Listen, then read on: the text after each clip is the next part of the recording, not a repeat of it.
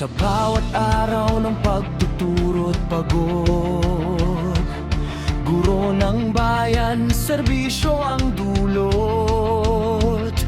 Kahit kulang ang sahod na tangan, patuloy pa rin sa paghubog ng kinabukasan. Papel, tiyalk at pusong totoo, sa silid-aralan, aralang buo.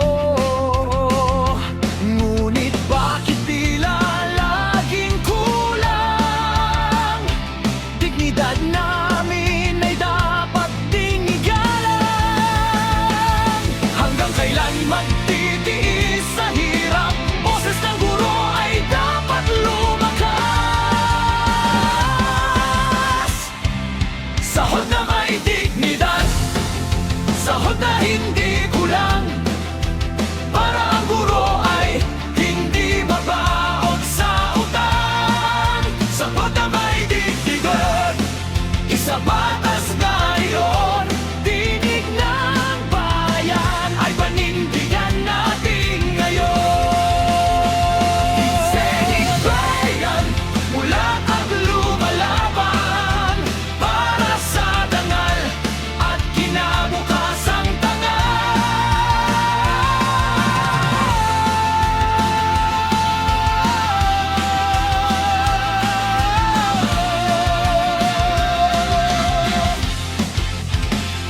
Hindi kami bayani sa katahimikan, kami guro ng bagong henerasyon.